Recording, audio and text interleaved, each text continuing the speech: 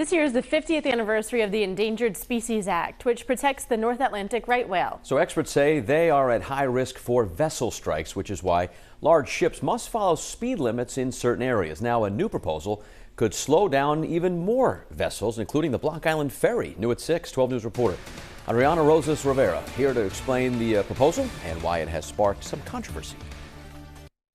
NOAA has received more than 90,000 public comments on this new proposal to save the whales by expanding the current speed limits to cover more areas and more vessels. Some say it's a necessary step, but others fear it will impact their business. With less than 400 North Atlantic right whales alive, NOAA is considering slowing down more vessels. But why? Because whales are still being killed by being struck by vessels. They're tough to spot in the water and spend a lot of time near the surface. From 2017 through this past March, NOAA data shows 98 right whales died or were injured in the U.S. and Canada. Of those, boat strikes killed 12 and injured 4. Currently, vessels 65 feet and up must travel at 10 knots or less in predetermined areas, meant to reduce the threat of boats colliding with these whales. The new proposal NOAA is reviewing would apply the speed limit to more areas and to vessels 35 feet or larger. Those expanded areas would cover the Block Island ferry route. Operator Interstate Navigation says their traditional ferry takes you from Point Judith to Block Island in 55 minutes. The new speed limit would increase travel time to 90 minutes. It would very much be like going back 50 years in time to a period of time when the ferries never went more than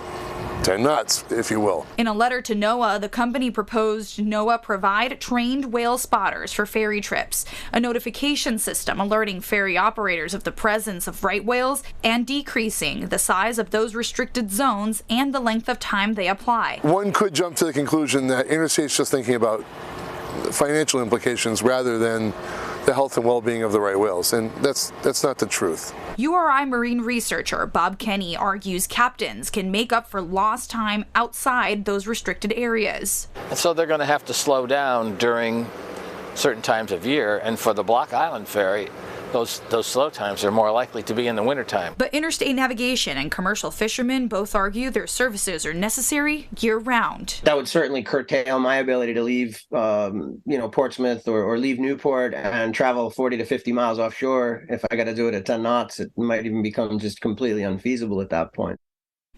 Now, there's no word yet on when exactly NOAA will release its final decision on the proposal. They tell us they expect to take action before the end of the year. In studio, I'm Adriana Rosas Rivera, 12 News.